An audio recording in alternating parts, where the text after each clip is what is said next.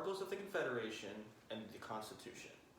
America had had enough suffering under George III, and so they left Britain to become the nation that they wanted to be.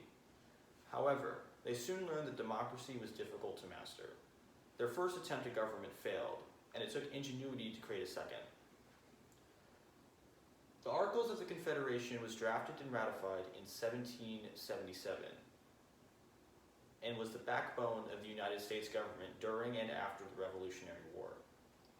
Fearing the centralized government they had experienced with Britain, the Articles took power out of the hands of Congress and gave authority to the states individually, allowing them to draft their own laws and write their own constitutions. While this held the nation together in its infancy, holes soon appeared.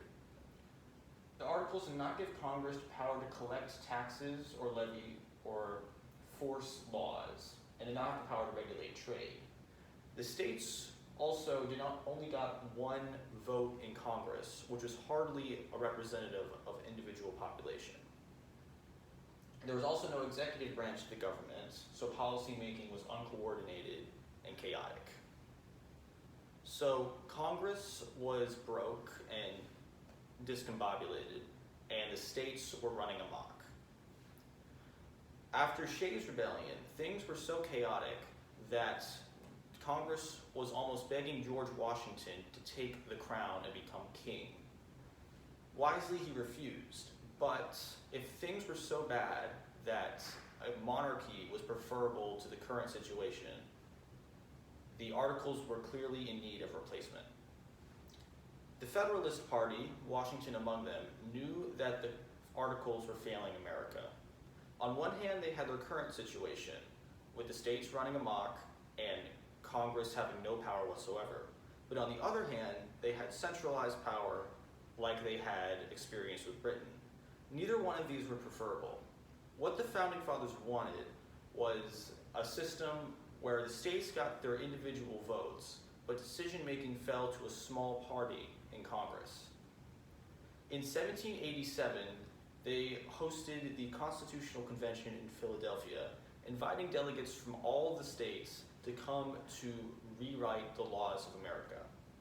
They wanted to completely eradicate the Articles and replace them with something new, but they didn't tell the delegates that because they feared that they might have been scared away by something as radical as a new constitution.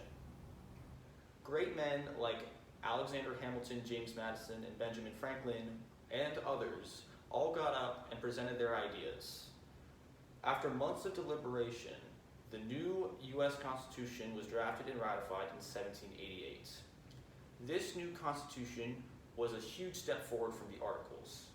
Congress was given the power to collect taxes directly and to order laws themselves.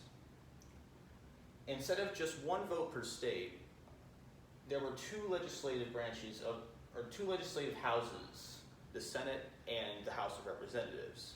In the Senate, the state got 2 votes each, and in the House of Representatives, the number of votes depended on the state population, thus giving a more equal playing ground. Once an issue was voted on, the decision passed to the elected presidents to yea or nay the proposal. This gave the president the power of one man without the need for a king. Both houses were watched by the judicial party, which judged any actions to be constitutional. These 3 branches kept power centralized within Congress, yet out of the hands of one man. And they kept a cycle running for centuries and kept America balanced. America did not succeed from England to become an anarchy. Rather, the fathers created a new nation in a matter of years, an almost unheard of feat. However, the minute that new government started failing, they didn't hesitate to scrap it and write a whole new one. There was worry that America's only hope was a monarchy. Ben Franklin said, "A republic, ma'am, if you can keep it." Fortunately, we could.